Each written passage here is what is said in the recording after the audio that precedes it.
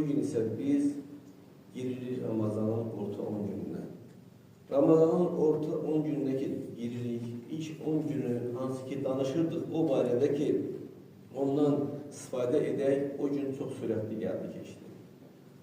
Nə kimi keçdi? Bir kölgə kimi gəlib gedən yuxu kimi və ya da qonaq kimi gəlib keçdi. Kim ki bundan istifadə eləmişdi, xoş olkəsin halına. Elhamdülillah. Yenə də gecdi. Yenə də tövbə edənlər üçün tövbə qapıları onların üzünə açıqdır. Bu günlər necə ki keçibdik, gələn günlər də eləncə gəlib keçəcəkdir. Allah Subhanahu bu günləri əyyəmən mə'dudə adlandırıb, yəni sayılan günlər adlandırıb. Həqiqətən çox sürətli getdiyi üçün bizim üçün 3/1 gedib qalıbdır, 3/2. Və yenə də qeydi, sən əgər tövbə yolunu tutub gedirsənsə, bu düz yolu tutub gedirsənsə də bu şeylərdən istifadə elə. Əgər sən af istəyirsənsə, Allahdan af istəyirsənsə, üst tut, yenə gec deyil. Allahdan razılıq istəyirsənsə də bu sənin zamanındır, bu sənin vaxtındır, yenə də gec deyil. Ey Allahın qulları, insanlar Ramazanında insanların halı fərqli olur. Hərənin bir halı vardır. Kim ki Ramazanın qiymətini bilir, onu qiymətləndirir, onun gecələrinə durur, səhərlərini olduğu kimi oruçlarını tutur, ibadətlərdə, itaətlərdə keçirir. Və kimisinin də günləri bir göz qırpımı kimi uçur gedir. Hətta ola bilsin ki, bayram günü gəlir çatır, bu əli boş çıxır Ramazandan. Heç nədən xəbəri olmayaraq və axirətdən heç bir payı olmayaraq. Ramazanda qəlbi islah etmək, Ramazanda qəlbi islah etmək ən böyük fürsətlərdəndir. Çünki qəlbin islah olması, orada islahın oturması, iqrar eləməsi insanı salih əməllərə dəf edir. Çünki qəlb salamat olanda insan salih əməllər edir. Qəlb xəstə olanda insan salih əməllər edə bilir. Onun üçün də qəlbi islah eləmək üçün ən böyük fürsətlərdəndir ki, bu Ramazanda istifadə edin, qəlbinizi islah edin və qəlbinizi sabitliyə çağırın. Həqiqətən qəlbin düzgün hisslər qəlbin Allaha möhtac olmasını hiss edir. Yəni, düzgün hisslər, sən hiss edirsən ki, sənin qəlbin Allaha möhtacdır. Çünki qəlbin Allahdan başqa heç kimə ehtiyacı yoxdur. Sənin qəlbinin, bizlərin qəlbinin Allaha ehtiyacı olduğu üçün bu yalnız onun razılığı ilə nicat tapa bilir. Yalnız Allaha fəqir ola bilirik. Çünki Allah Subhanahu taala varlıdır, bizlər isə fəqirik. Bizlərin qəlbi fəqirdir. Allah Subhanahu taala varlıdır, qəlblərimizin Allaha ehtiyacı vardır.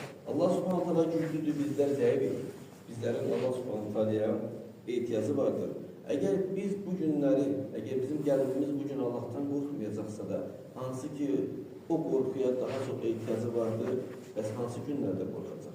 Əgər sənin Ramazanda qəlbin titrəməyirsə də, sənin qəlbin təmizləməyirsə də, islah olmayırsa da, və hansı günlərdə sənin qəlbini islah edəcəksən və hansı günlərdə sənin etdiyin təfrit günlər ki var, hansı ki vaxtını boşa keçiribsən, mənasız bir şeylərə keçiribsən, gözlərin ağlamayıbdır, indi ağlamasa bəs nə vaxt ağlayacaq sənin gözlərin? Bu günləri boş-boşuna keçirmişəm.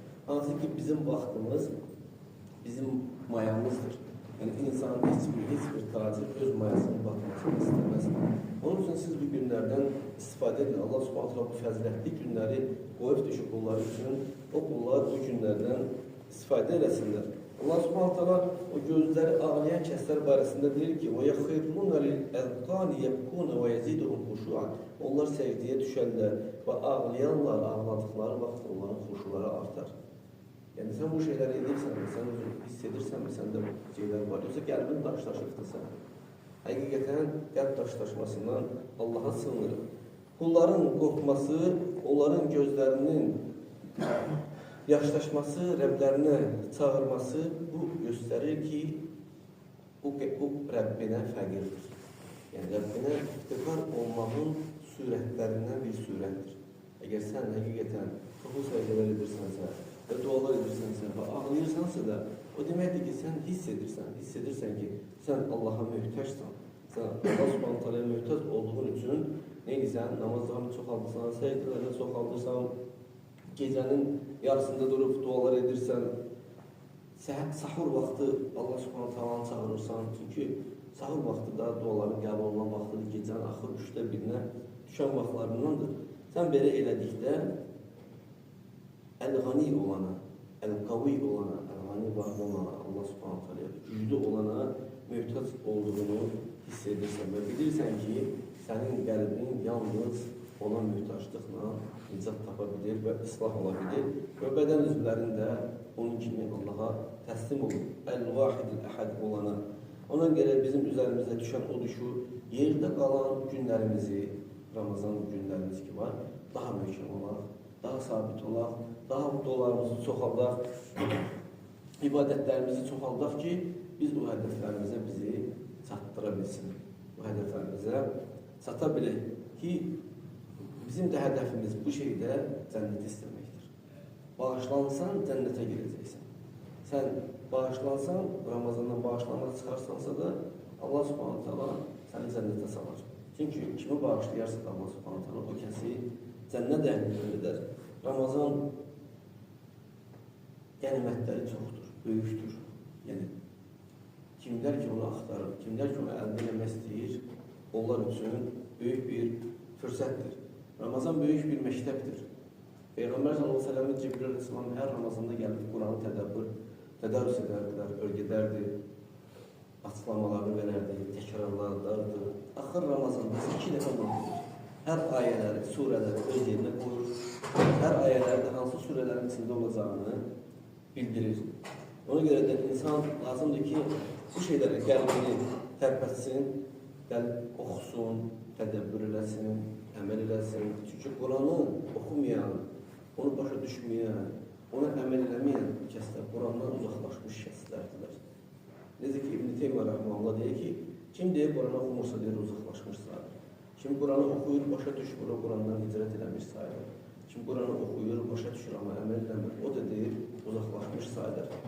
Qiyamət günündə Peyğəmbər s.ə.v. bizdəki ayədə Allah təala bildirir, necə ey Rəbbim, mənim qövmüm Qurandan uzaq düşdülər. Şikayət edəcək Peyğəmbər s.ə.v.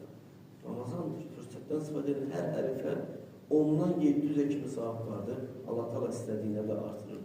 Bilmirsən, ölgən oxuya bilmirsən, qulaq as ki. Deyirsən, vaxtım yoxdur və ya da zeynim zəifdir. Qulaq as. Qulaq asmaq, oxumaq kimidir savabdır. Bunların hansı birini edirsən? Qeybətdən vaxt tapırsanmı, mənimlədən vaxt tapırsanmı, onun bayaqda qarşımaqdan, onun işi güdür, gözün ağını gətirəkdən başqa vaxtın vardır mı? Bu şeylər hamısı olur. Yəni, özünü məşğul eləməkdir, özünü yalnız Ramazanla məşğul etkiləmir. Qula lazımdır ki, Allah subhanahu teala'ya ən birinci düşən fürsətlərində Quranını oxuyub, ona əməl edib, Allah'a bununla ibadət eləsin. Allah subhanahu teala da onun ayələrini tədəbbür edən barələrində demişdi ki, onlara ki, Kitabun ənzəlnəhu ileykə mübarək, sənə nazil etdiyimiz kitab mübarək kitab. Yəni, Quran kitabdır, yəddəbbəru əyəti, bu onun ayələrini tədəbbür etməsinlər. Yəni, teksti oxumaq yox, sən onu başa düşmək və tədəbbür etməsin. Ramazan bizim ən böyük fürsətimizdir ki, qəlbimizi tərbiyələndirək, bədən üzvlərimizi tərbiyələndirək və qəlblərin Allaha fəqir olması üçün və onun islah olması üçün ən böyük fürsətlərdir ki, qəlbimizin arasında xarablıq var, onları söyləyək. Yəni, hər bir insanın qəlbinə xəstəlik düşə bilər. Paxıllıq düşür, kinlik düşür, buna oxşar xəstəliklər var ki, insanın qəlbinə düşə bilər. Bu fürsətdir sənin üçün düşübdür, islah edəklər. Qəlb elhamdülillah, yəni fəsada da düşə bilər, amma islahatı vardır. Dualarla, zikirlərlə, Allaha qayıtmaqla insan bunu islah edə bilər. Ən böyük fürsət öz nəfsimizlə cihad edək. Ən böyük cihad öz nəfsindən cihad etməlidir. Əgər sən öz nəfsindən cihad eləməsən, yerdə qalan ibadətlər isə sənin üçün ən ağır, münafiqə ağır gələn kimi bir ibadətlər olacaqdır. Ona görə biz eləməliyik Allahın dua ilə, ibadətlərlə, zikirlə daha çox yaxınlaşmalıyıq və bilməliyik ki, bizim xilas yolumuz yalnız Allaha dönməkdədir.